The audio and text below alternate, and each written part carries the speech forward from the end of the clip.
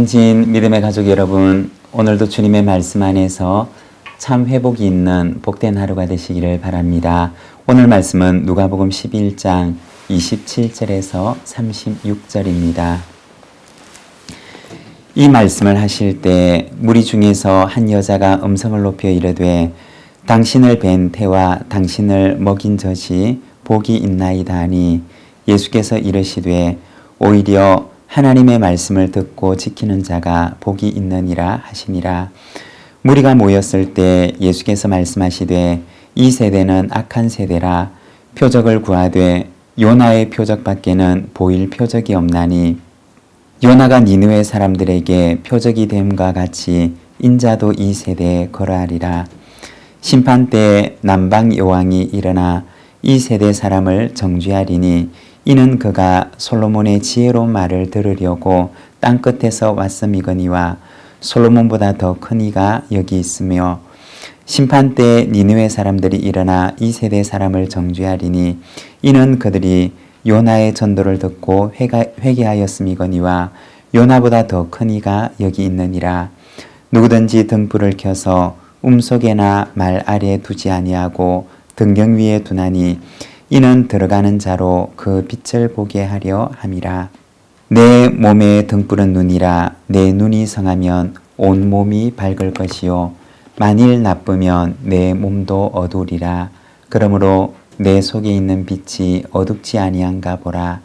내 온몸이 밝아 조금도 어두운 데가 없으면 등불의 빛이 너를 비출 때와 같이 온전히 밝으리라 하시니라. 아멘. 오늘 우리가 함께 읽고 있는 말씀에 보면 누가 복이 있는 사람인가에 대해서 이야기를 합니다. 여러분, 누가 복이 있는 사람입니까? 예수님의 권위 있는 가르침에 놀란 한 여인이 예수님께 이렇게 말을 합니다. 당신을 뵌 태와 당신을 먹인 젖이 복이 있습니다. 예수님의 권위 있는 가르침에 대한 감탄이었고 또한 예수님의 가족이 된 어머니 마리아에 대한 부러움이기도 했습니다. 그러자 예수님께서 이 여인에게 말씀하십니다. 28절입니다. 예수께서 이르시되 오히려 하나님의 말씀을 듣고 지키는 자가 복이 있느니라 하시니라. 누가 복이 있는 사람이냐? 하나님의 말씀을 정말 그 마음속에 받아들이고 그 말씀을 그의 삶 속에 받아들여서 그 진리의 말씀을 따라 행하며 살아가는 사람, 그 사람이 진정으로 복이 있는 사람이라고 이야기를 합니다. 여러분, 진정한 복은 하나님의 말씀을 그 마음과 삶 속에 받아들여서 그 말씀대로 살아가는 사람입니다.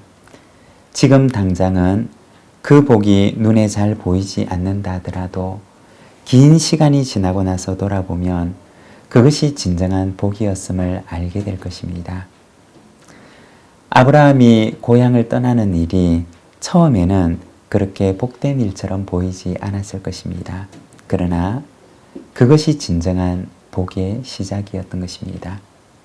여러분, 하나님의 말씀을 따라 사는 길이 진정한 복된 길임을 믿으면서 그 길에서 흔들리지 않고 굳건하게 걸어가시기를 바랍니다. 그 길 끝에서 하나님의 복을 만나게 될 줄로 믿습니다. 29절입니다. 무리가 모였을 때 예수께서 말씀하시되 이 세대는 악한 세대라. 표적을 구하되 요나의 표적밖에는 보일 표적이 없나니. 표적을 구하는 악한 세대에 대해서 말씀을 하십니다. 여기서 표적이라고 하는 말은 그 아래 나와 있는 각주에 보면 이적이라고 되어 있습니다. 이적을 구하는 세대에 대해서 말씀을 하고 있습니다. 우리가 어제 보았던 말씀에 보면 예수님께서 병든 사람을 고치시고 또 온전하게 하십니다. 하지만 사람들은 말하기를 귀신의 왕 바알세불을 힘입었다라고 합니다. 그렇지 않다면 자신을 증명할 하늘로부터 오는 표적을 보이라고 요구까지 합니다. 하늘로부터 오는 특별한 이적을 보일 것을 요구했던 것입니다. 여러분, 만일에 예수님께서 그들에게 정말 하늘로부터 내려오는 이적을 보여주셨더라면 그들은 예수님을 믿고 받아들였을까요? 우리가 성경을 보면 이스라엘 백성들이 광야에 있을 때 그들은 모세에게 수많은 이적을 요구했습니다. 그리고 수많은 이적을 광야에서 경험합니다. 광야에서 40년 동안 그들은 만나를 먹었고 또 고기를 먹고 싶다고 요구를 하게 되자 그들로 하여금 메추라기를 먹게 하셨고 또 물을 요구하자 바위에서 물이 나게 하셨습니다. 그들은 수많은 기적들을 광야에서 경험하며 살았습니다. 그런데 그것이 그들에게 믿음을 주었느냐? 그렇지 않았습니다. 하나의 필요가 채워지게 되면 그들은 또 다른 것을 요구하였습니다. 수많은 기적들이 이루어졌지만 그러나 이것이 그들의 믿음으로 이어지지는 않았던 것입니다.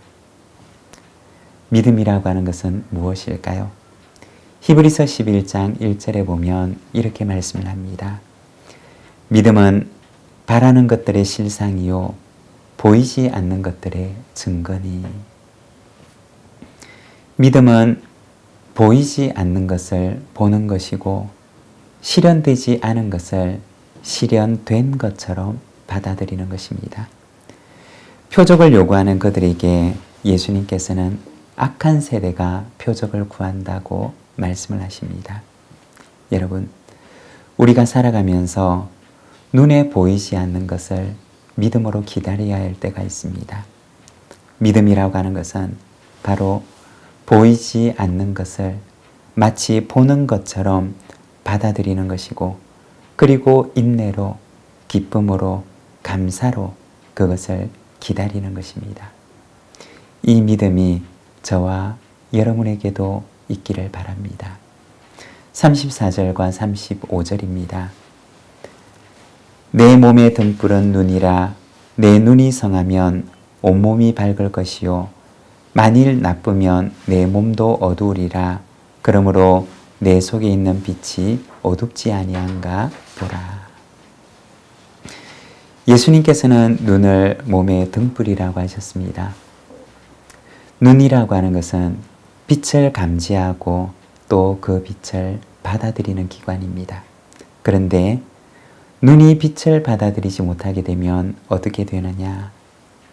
손이 멀쩡하고 다리가 성해도 온몸이 자기 역할을 제대로 할 수가 없는 것입니다.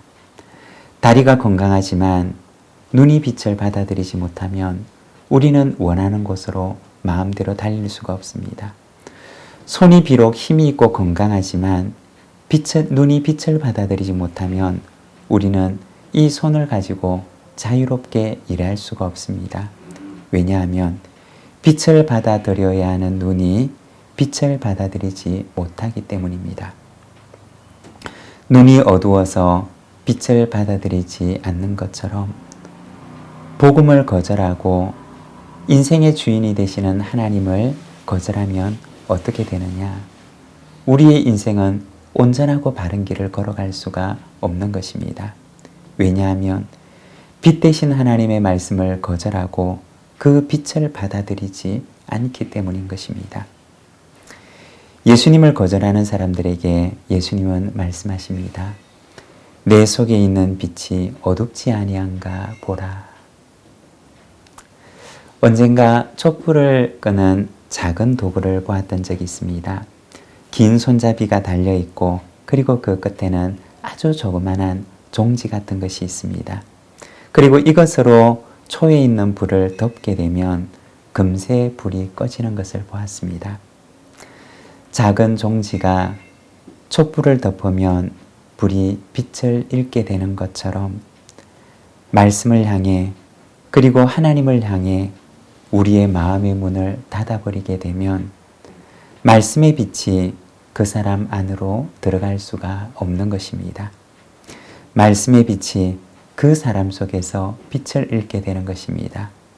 여러분, 날마다 하나님을 향하여서 우리의 마음의 눈을 활짝 열고 주님, 오늘 우리에게도 말씀하여 주옵소서라고 고백하며 늘 주님의 비단에 가는 우리 믿음의 가족들이 되시기를 바랍니다. 기도하겠습니다. 하나님 아버지 은혜를 감사합니다. 주님, 참으로 오늘도 우리 안에 있는 빛이 어둡지 아니한가 우리 자신을 돌아봅니다.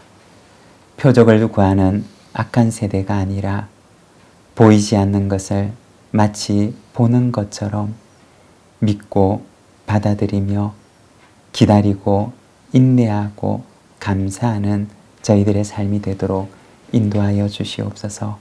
이 하루를 주께 의탁합니다.